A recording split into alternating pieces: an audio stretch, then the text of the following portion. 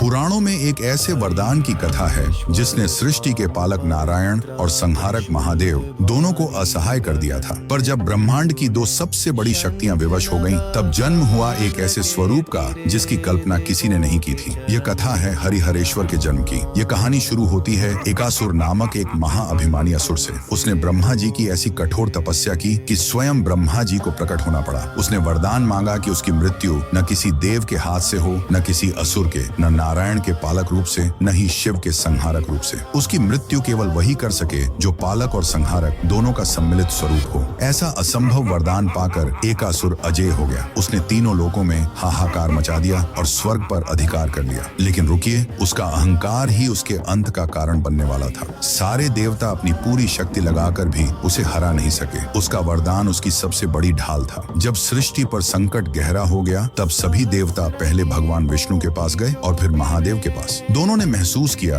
कि इस असुर का अंत कोई अकेला नहीं कर सकता। तब ब्रह्मांड के संतुलन के लिए भगवान विष्णु और महादेव ने वो निर्णय लिया जो आज तक के इतिहास में कभी नहीं हुआ था। वैकुंठ और कैलाश की ऊर्जा एक होने लगी। नारायण का पीतांबर और शिव का बाघंबर एक होने लगा। एक हाथ में सुदर्शन चक्र था तो दूसरे में त्रिशूल, एक मस्तक पर किरीट था तो दूसरे पर चंद्रमा। उस दिव्य स्वरूप का आधा अंग हरि का था और आधा हर का। उस अद्भुत स्वरूप का नाम था हरिहर। जब एकासुर ने इस स्वरूप को देखा तो उसका सारा अभिमान चूर चूर हो गया। हरिहर के एक ही प्रहार से वह असुर मोक्ष को प्राप्त हुआ। कहते हैं जिस स्थान पर यह अद्भुत लीला हुई, वही पवित्र भूमि आज हरिहरेश्वर के नाम से जानी जाती है। यह स्वरूप हमें याद दिलाता है कि सृष्टि का पालक और संहारक अलग अलग नहीं, बल्कि एक ही परम सत्य के दो पहलू हैं। इस अद्भुत स्वरूप को मन में रखकर कमेंट्स में ओम हरिहरेश्वराय नमः अवश्य लिखें।